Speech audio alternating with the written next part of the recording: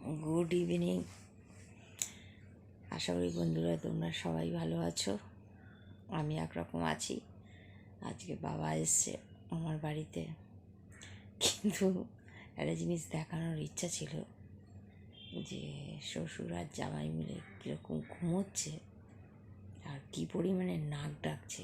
ইচ্ছা ছিল কিন্তু যে তোমাদের একটু শোনানোর জন্য, কিন্তু আমি শোনালাম না, কেন পরে যখন ভিডিওটা যদি কোনো সময় কোনো কারণে দেখে হেভি রেগে যাবে।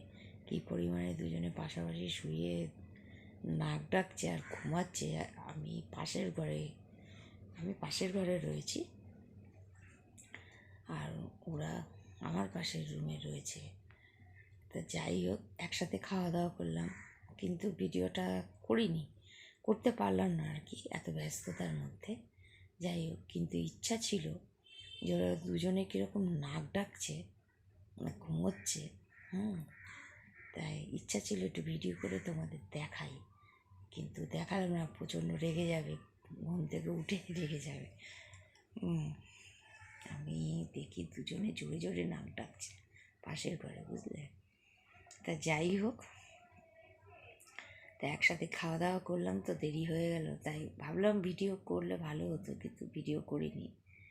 তা একসাথে খাচ্ছিলাম। যাই হোক, বাবা এসছে আজকে, হঠাৎ মনে হলো। তা যাই হোক, আমাকে বলেছিল কি একসাথে খাবো, অনেক দিন খাই না। হ্যাঁ, ঠিক আছে। তা এসছে বাবা, খাওয়া দাওয়া করে যাবে, চলে যাবে বিকেলে নিজের বাড়িতে। কিন্তু দুজনে এত সুন্দর ঘুমোচ্ছে, আমি দেখি দুজনেই নাক ডাকছে। এত জোর হাসি পেল, ভাবলাম ভিডিও করি, কিন্তু ভিডিও করলে পরে ভিডিও দেখার পর রেগে যাবে যে হ্যাঁ, আমাদের ঘুমন্ত অবস্থায় কালে ভিডিও করেছো, তোমার দাদা রেগে যাবে। যার জন্য ভিডিওটা করলাম না, তোমাদের সঙ্গে এমনি ভিডিও করে কথা বললাম। পাশের ঘরে ঘুমোচ্ছে ওরা, তা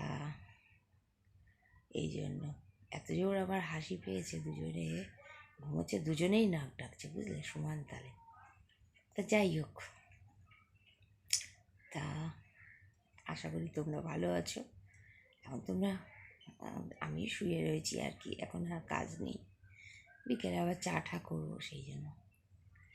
তা ঠিক আছে, ভালো থাকো, আমার শুভেচ্ছা রইল। এই কথাটা বলবার ভিডিওটা করলাম, দেখাতে পারলে খুবই ভালো হতো, কিন্তু দেখালাম না, রেগে যাবে বলে আমার উপর। কিন্তু খাওয়ার ভিডিওটা করলে ভালো হতো, একসাথে বসে খাচ্ছি। তা সেটা আর তখন মনে ছিল না, বেলা হয়ে গেছে তো, ভীষণ তাড়াহুড়ো ছিল, সেই জন্য।